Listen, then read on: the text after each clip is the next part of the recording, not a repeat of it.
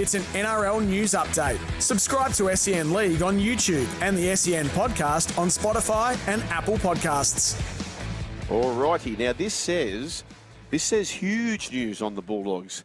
Is it huge news, Michelle? Oh, you know, sort of big. Look, I just wanted to point out, well, one of the big things, part of this is the fact that the Bulldogs obviously are loyal and kept to the promise, if you like. But Connor Tracey had a bit of an accident at training the day before, so 24 hours before he actually did the deal, signed the new contract at the Bulldogs, rolled his ankle, and it's not just an average roll, it's a really bad roll, and he could be out. Well, he will be out. He will definitely miss the last 5-6 weeks of next season. So can't do much pre-season, obviously, which is a massive blow. And you hate seeing this with rugby league players. It's just, it's and he's awful. a guy who's had plenty of injuries, hasn't he? Yeah, and well. You know, he's had 3 ACL injuries. I didn't know it was 3. I did know about the ACL, but there you go. You've just enlightened me. But well done to the Bulldogs. That, I mean, they had the opportunity to pull the pin.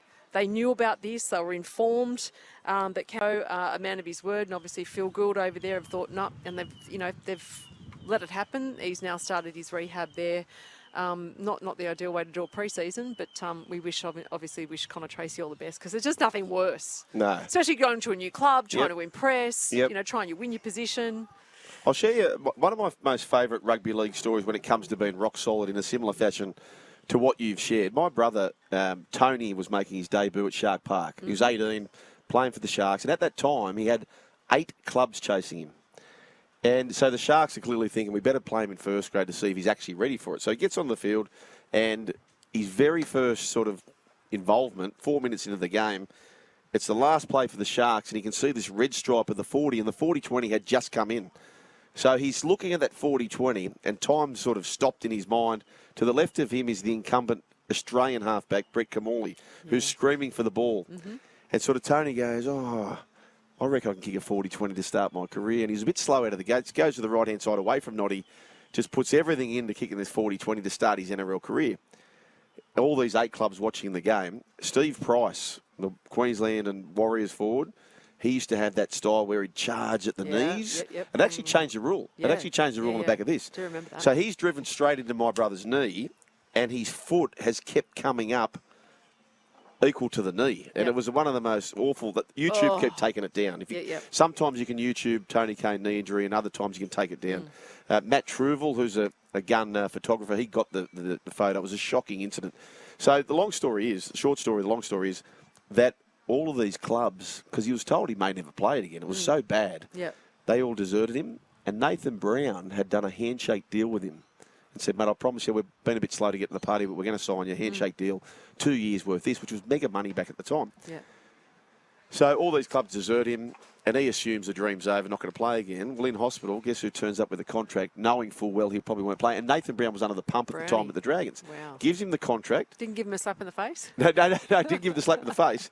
But what happened was, so Tony, who he's as staunch as Brownie, he said, I'm going to play this bloke back me. People are saying I won't play again. So every time you went around his house, he had the Swiss ball, and he'd be working on this one knee, and he'd be doing these exercises. They said he'd never play. That next year, the starting dummy half for the Dragons versus the Gold Coast was Tony.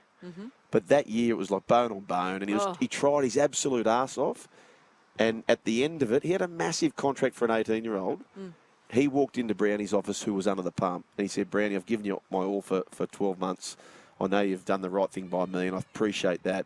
And he's ripped up the contract and said, Brownie, I don't want to go and spend it on someone else and find someone else who can help you out. I can't help you anymore. And I thought, on both fronts. Don't know there's too many people around that would do that. That's special. Both That's fronts. It's one of my favourite stories, and I know it's close to home. The Jarome Luai saga. Now, just before we get into that, Michelle, Bearshead Fletcher has started a rumour. There is no rumour about it, but he started it. Right. He said to a crowd... So is this fake news? It's massive fake news. Right. But sometimes fake news becomes new news. And so he's out at a function with Hindy out at Dubbo. And he says to the crowd, I've got an epiphany. He calls it an epiphany genders. Epiphany genders. I've got an epiphany genders. He says, what do you think, Panthers fans and Bulldogs fans, if the Panthers offered to release Luai to get Burton back on the same cash? how would that go down? How would both clubs receive that being put to them? Oh, I don't know. The Dogs would be too happy. So if the Dogs had the chance to get Jarome Luai... Oh, to get Jarome Luai, right. Paying the same amount that they're paying Burton, would they keep Burton or would they take Luai? What do you think that the answer would be? Well, you know what? No, I reckon they'd be loyal to Burton. I do. I honestly do. And look, this is really interesting. I've discussed this on breakfast. The whole Bulldogs thing, I'm not buying with Luai. And that's not for me knowing any inside information. You've got a kid there, that Mitchell Woods, who's an absolute gun. Is he? He's 17 years of age. Yep. They say he'll make his NRL debut by 18. Where's he from, Michelle? He was from the Swans Academy. This is the one that that's played rugby union. Yep. Has been a part of the Swans Academy. I watched him play in the schoolboys this year. I've seen him play before.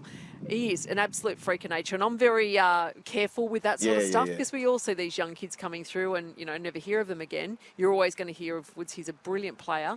I actually spoke with his mother at this carnival, and she was hell-bent on him pursuing the career with the Swans. Really? But rugby league won him over. He's signed under Cam Serraldo, and he is something special. So you put yourself in their position right now when it comes to all the tricky bits and pieces with the salary cap.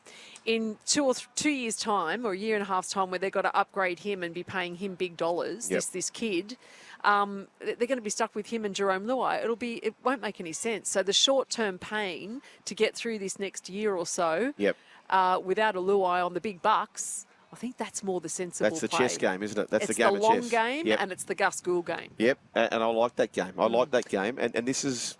Yeah, I won't go into it. I'll never play chess with Gus. No. Ever. Too good? Ever. He's Never, ever. always a few steps ahead, is he? Yeah. Oh. Too good, the 10. Gus. Too good, the Gus. Yeah, so I love all that stuff. James Fisher-Harris speaking about... In fact, before we get onto that, because James Fisher-Harris has won the 2023 Golden Boot, I was just wondering about how Jarome Luai would feel, because he's a gun player, but I've gone through their Player of the Year awards and the Members Players of the Year award, Right. and the names are there. Yo, Fisher-Harris, Cleary, Edwards, and, Cleary and Yo and all these guys. Edwards have multiple appearances, Kikau, To'o, and all these big awards, Leota. The only one who's just never found himself with that, I suppose, in life, Michelle, we want to be, above all, most things, you want to be appreciated, don't you? You want to be up on that board somewhere. You want to be appreciated, Yes. right? And I just wonder now that Jerome's probably thinking, well, I've never won a bloody club award. I've never won the Members Player Award. It's been every other player. I'm the one missing out on the big offer. He'd be feeling, I can understand how he'd be feeling. Yeah, unloved. Yeah, unappreciated. Yeah. Sometimes that's how I feel at home. I know. The cooking, the cleaning. Yeah. We're going down somewhere now. No, look, in all seriousness, no, I think the Panthers have been very smart in their play, the way they've worked all of this out. You think about it. That's probably how he's feeling and where his mind's going and what's happening when he's away. He returns to pre-season training, what is it, tomorrow or Friday, back amongst his mates, back in the comfort zone, back to knowing what he knows best, thinks about the scary big bad world out there that he doesn't know, having to make a name for himself and go and put himself out there and do all the things that all these, the likes of Ivan Cleary, what he said he wouldn't be able to do in terms of carrying a side and being that big difference. That's where I think is that kind of, maybe I should just stay here in Penrith. What do you believe will happen? What's your gut feel? My gut feeling is he will go to the Tigers. Really? He has to, doesn't he? That's my gut feeling, purely, and I'm saying this purely on the opportunity financially. He's 27 years of age. It's a no-brainer when you sit there. It's a 4-year deal. If I'm the one sitting there, the chief financial operator, as I am in my own household, and I'm doing the calculations, I'm sending him to the Tigers. Yeah, I think so too. Stefano's there, who's a good young player. You've got Appy there. I do know that Appy's transition, I know this personally, was very difficult. Yep. So I'm not sure if he'll have conversations. Obviously, he's got a good relationship with Appy. I'm not sure whether that will sort of play a part. But for some of those athletes, that's almost a challenge. Okay, if you found that hard and this is what you did, well, I know and I can do it better because that's just the way they're built. But as I say, I think the Panthers are kind of in the box seat now with what's going on, but it's when he's, as we've already heard, they've got access to him 24/7 to smooth the waters and make it all, make up for him not being the player of the year and all those He'll win it this year. accolades. This That's season, what he'll by the do. way, That's won't what he'll do. Yeah.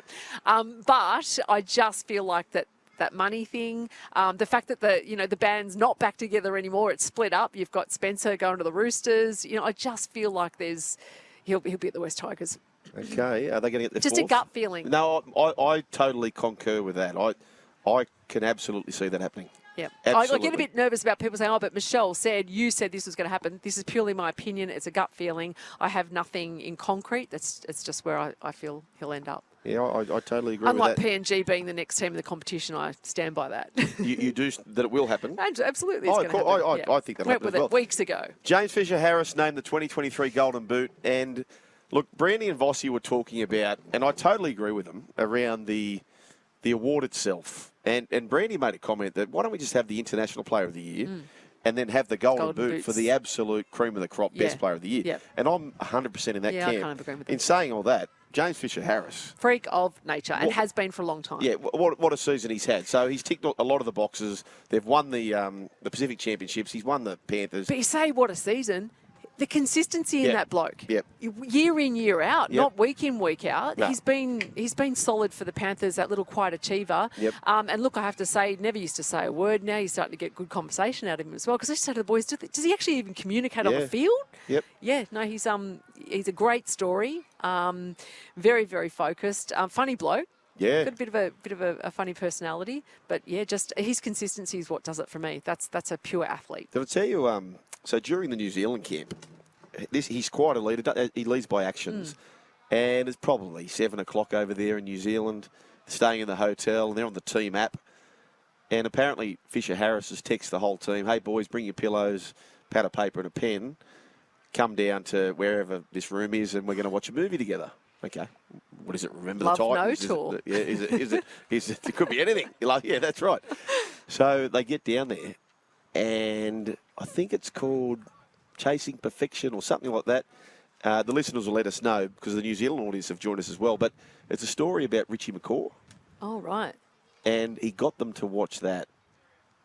And they're all watching this together. And at the end of it, he quizzes every player. What did you get from this? And the thing that he got for it was embrace the pressure. The pressure's your friend.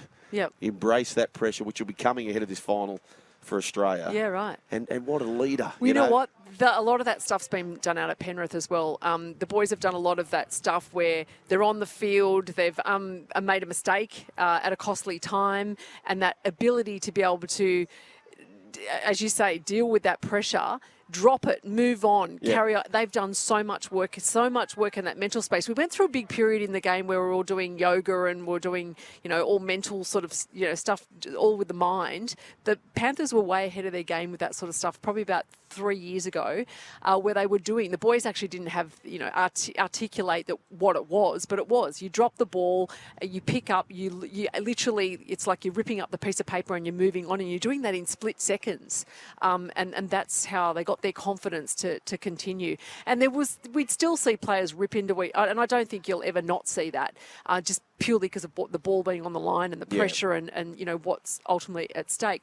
But you'd still see them rip into different players for various mistakes, but they just moved on from it a lot quicker. It was not only that we were privy to what they were doing, you'd watch out for it. Because it serves you nothing, doesn't it? Like worrying about don't carry your divots, just move on, march on.